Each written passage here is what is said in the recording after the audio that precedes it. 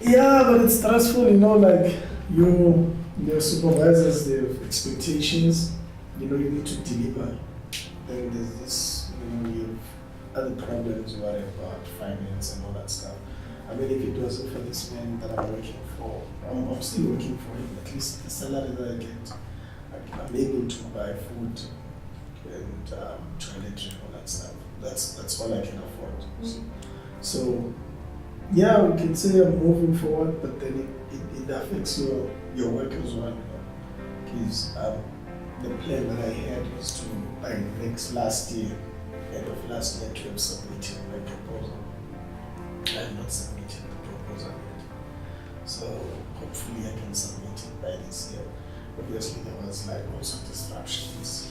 They affected because our department took a start that year that they're going to, the lectures were taking pens down up until things were back to normal. So it affected us at that level.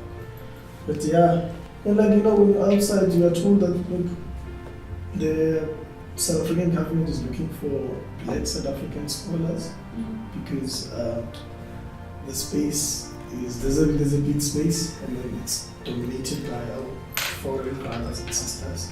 Then they have to go back home. So there's money, for us. Yet when you get there, it's a different case. There's no money. It's a constant strike.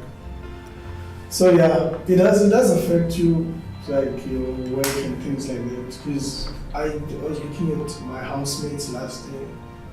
We get the maximum is 250 grand that you can get a year for PhD. My housemate got like that. In fact, he exceeded that. He was living a life, some people they tell you, look about car. It's not like I want those things, but all I want is just to be covered financially so that I can focus on my study and produce quality work. So it's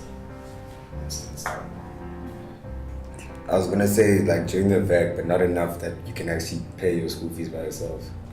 Yeah. It was more the little money that you can get to have some freedom and not to ask too much from your parents. Because I feel really bad. I cannot ask my parents for money more than what they give me. And that's not enough. I remember, I think in first year, they gave me the same amount that they used to give my older brother 5 years ago when he was at varsity. But I couldn't complain because they do so much for me already. So I can't be like, parents, this money is not enough. Because other kids are having fun. At the end of the day, you have to realize that in university, you cannot just be studying. You'll go crazy. You need to do other things. You need to get out. And for things like that, you need money. I know you said you've learned to have fun. But the thing is, that's just a coping mechanism. It's not supposed to be like that. The only reason why we find ways to have fun without money is because money is not there. So then I ended up working in the dining hall just to make a little extra something, so that I don't ask my parents for, okay, my friends and I want to go out for lunch. Or clothes. There's nothing that wears out more than clothes because you wear them every day. It's not like in high school when you were wearing a uniform and then you'd have a few items of clothing. That didn't matter. And now you have to look professional because I'm in that field where I have to deal with patients and we need an etiquette and we need to dress in a certain way. So now I need clothes and I can't call my mom and be like, I need clothes because she's got other things to do. So I ended up working in the dining hall. I also did some back work in reception and that already takes away from your time because you want to be away from university. But you know that here's a chance to make money. You make that money because you know that you're not the same as other kids. Your parents, you're not going to call them and be like, I need money for this and this and this, and they give you.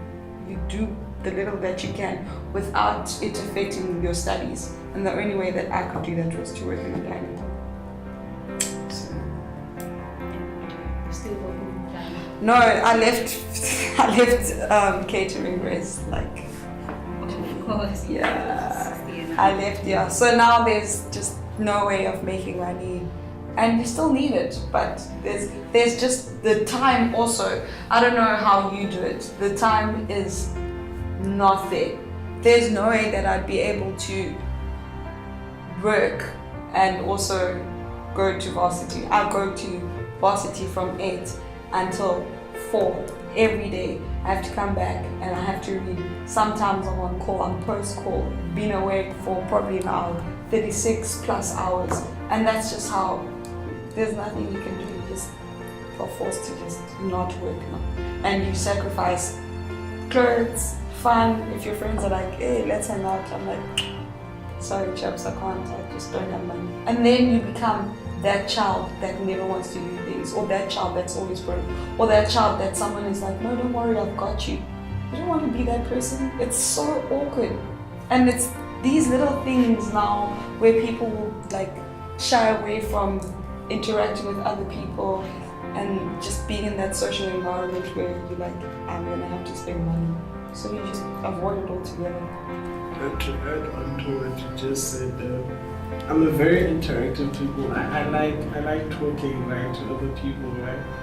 Then this year I've noticed that last year most of my friends, because most of the people in medical school come from families where they have money. So like most of my friends who are in physio come from privileged backgrounds, and then you get like there's a very few people who are like you, but then they fall to like the NSFAS funding, and then I felt like I'm the only person who's like this now. Now, whenever like the trips, my friends are planning trips, I have to like consider like, because my parents gave me a monthly allowance, which was 500 rand for a university student, 500 rand. So you're like, with this allowance, this is like pocket money, right? You have to be very strategic about this 500 rand, because I know I have to have study snacks, right? Because I can't study without something in my mouth. So I had to like plan for that. So I sort out like 200 rands for that, and then it would be like 300 rand. So with this 300 rand, you listen to your friends, what trips are there, and then like those people, right, they have trips like every 2 days in a week, right? And then you're like, I know I'm gonna skip some. Yeah. Right. I know like 90% of them will go to skip. And my excuse was, even though I don't have family in Cape Town, I'm going to visit my family. Just so that they don't know that I am going to my room. And luckily, your room is not like, so I downloaded a lot of series. So it helps, but then again, it excludes you from social interactions. And it like, even though we are a united country, it kind of like disunites us in a bit, because you're not united fully, right? Because in those social spaces, you can't interact with those people because now there's this barrier. And obviously, even though some people think like I don't have pride, but then I have a lot of pride, because you kind of do things that make you seem like you don't have pride, just so that you could fool people not to like think a certain way of you. And then you kind of avoid certain spaces, like the cafe. I do my best to avoid the cafe, because like your friends are going to buy that food, and you know that you're carrying, because I was off campus last year, I couldn't get into it. So you know that you're carrying the food that you cooked last night, right? And due to the limited amount you have, I could only cook pop and flakes because it's the cheapest option. So then now you're carrying pop and flakes into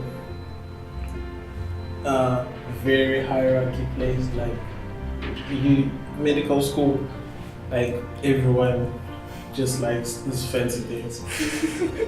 They just like fancy things. And the problem is that my friends know I don't care about such things, but then even though you don't care, there's that thing that you don't want to be judged in a certain way.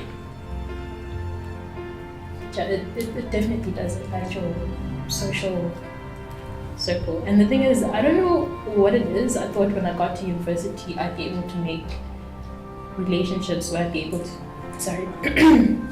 I'd be able to share these things with people because, you know, you grow close to them, but then you just never, well, I know I haven't made those types of friendships where I'm able to like share everything and be comfortable with it. So you stay trying to hide it, trying to stay strong and just trying to get through it.